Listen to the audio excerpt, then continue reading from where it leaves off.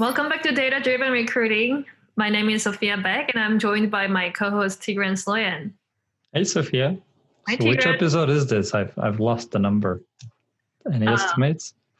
It's getting close to 50. 50. Wow. We should celebrate the 50th episode. That would be fun. We should do something special. Something special, like a right. recap of the previous 49 episodes in a single one. Yeah, so today we're going to talk about 3 building blocks of a structured interview. Yeah, and structured interviews has in the past few years become a buzzword in Silicon Valley, and everybody talks about structured interviews. Most don't execute on it or don't execute well on it, but structure is always great, especially in something as biased and inconsistent as humans talking to humans and making career decisions and life-changing decisions based on just a conversation. More structure you add, the better hiring outcomes you get and more consistency you get in just overall hiring process. But how to do it, they say devil is in the details. So like the how to do it part is not always well covered. Yeah. So what are some of the building blocks of a structured interview? Mm-hmm. Well, I guess when you're bringing structure, you got to think about it from sort of all parts of the interview process, right? You want to bring structure to all parts. And the most obvious place to start is even before the interview happens, right? Some call it interview plan, others call it pre-brief, right? But like starting from, all right, what's this role? Who's going to be on the interview panel? What are the different sets of responsibilities? Who's going to be covering which areas? How we're going to make a decision after this interview, right? Because it's tempting to like talk about how this decision is going to be made afterwards, but that's a mistake because going into the interview, you need to know what's your responsibility, which part you're going to be responsible for when it comes to making the decision. So you can also structure your interview in the right way. What should be the qualifications or skills that's required for the job, and making sure that everyone involved in the interview process understands it and on the same page about it is, I think it's a very common mistakes that happens in the interview process. And then it just like takes much longer for the team to calibrate and be able to actually make a good decision if you don't do it before the even the first interview takes place. Yeah, exactly. And often you can actually miss an important area because no one realized that like they had to cover it, right? Like they knew somebody is going to have to talk about this area. Like it could be a skill, it could be just kind of a personality attribute or something along the lines of something that's important for the hiring decision. But then without a clear assignment of responsibility, it can be easily missed. And then you have to go back and be like, oh, let's bring the candidate in for another interview, which lengthens the process, creates a terrible experience, and just overall makes you look like you don't really know what you're doing in your interviews. Yeah. So I guess in summary, the first building block would be interview plan. That gets created beforehand and gets analyzed beforehand. Yep. Yeah. Sounds good.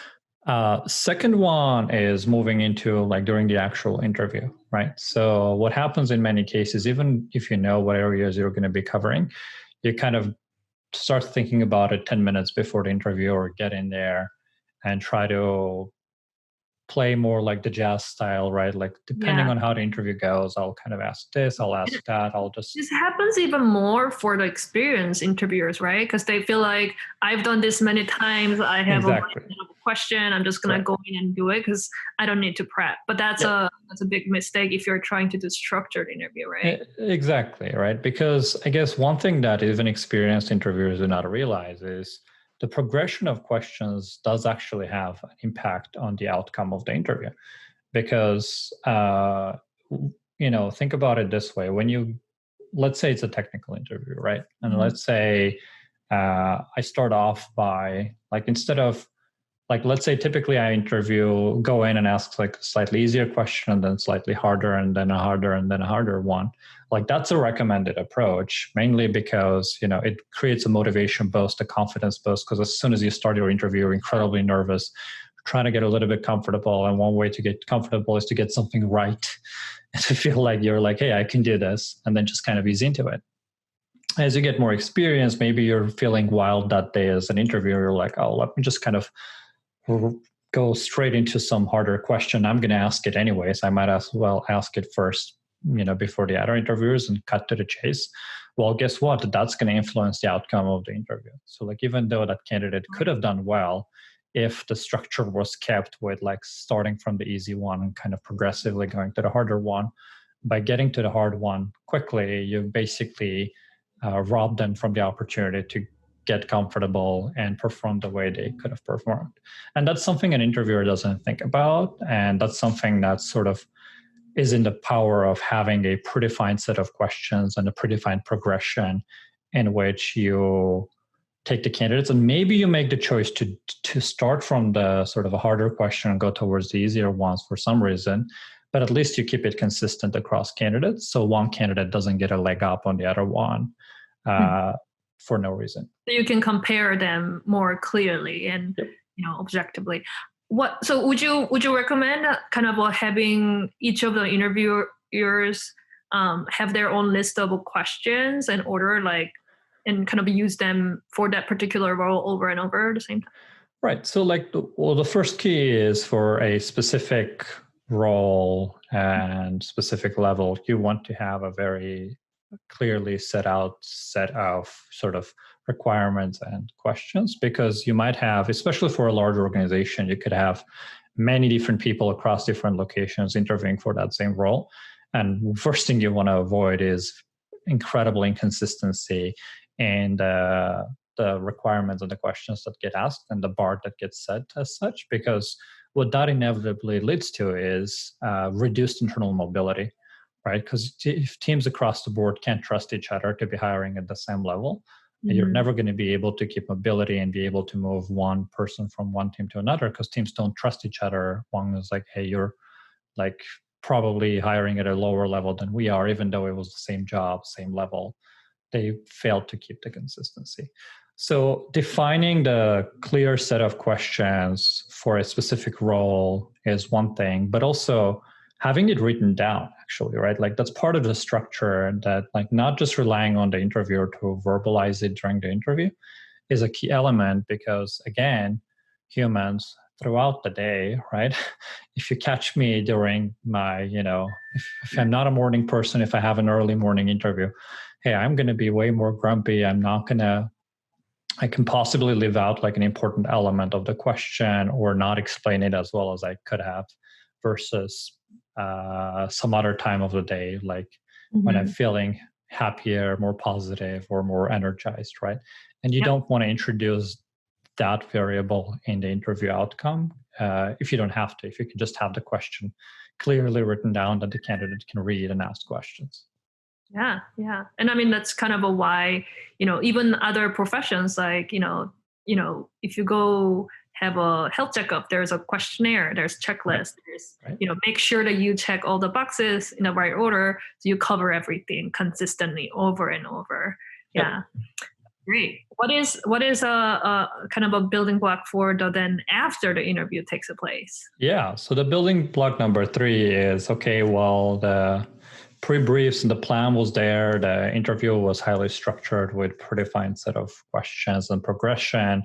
Now it's the time for feedback, time for debrief. And even there, I would say more structured, the better, because from like, in what format do interviewers write feedback? Is it just like one open text field where you can just write whatever comes to mind and move on? Or do you have it? Yeah, right. Do you have it clearly separated into, okay, these were the areas you were supposed to cover. This was the rubric we agreed upon. This is the scale on which you're supposed to rate the person as well as write your comments. Again, that narrows the focus, and it makes sure that, like, one, as you're interviewing, you're thinking about sort of, have I touched on this point, this one, this point? And two, it leaves less room for just random ambiguous comments, such as like, it didn't feel right, like, well, what do you mean it didn't feel right? Like, which of these elements that it was your responsibility to cover did you not get a satisfactory response on? And it makes it easier to kind of make decisions together because each of you has covered a certain point and each of you has a split responsibility instead of arguing for hours over the same sort of exact element that everybody got to touch on during the interview. Mm-hmm.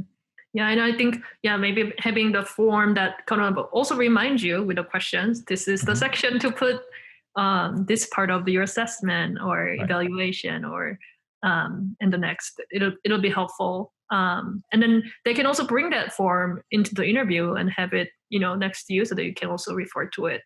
And I mean, one catch, I guess, among all of the structure that we're advocating for is that you got to not forget that sort of you're interviewing a human who's incredibly nervous, whose career is on the line, and who probably doesn't do this as often as you do. So among all this structure, you don't want to forget and sound like a complete robot who's like, all right, question number 1.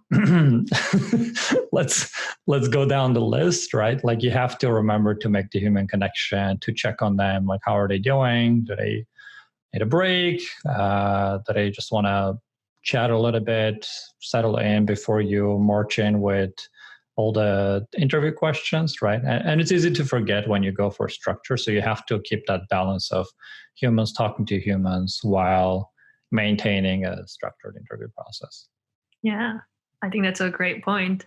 So have a structured interview, which can really benefit you in many regards in making the right hiring decision, but also keep the interviews very human as possible, because it's about human interviewing another human. Yep. Sounds good. Thank you for your advice today, and thanks everyone for joining us as well. For more tips and insights on data-driven recruiting, please go to ddr.codesignal.com. We'll see you next time.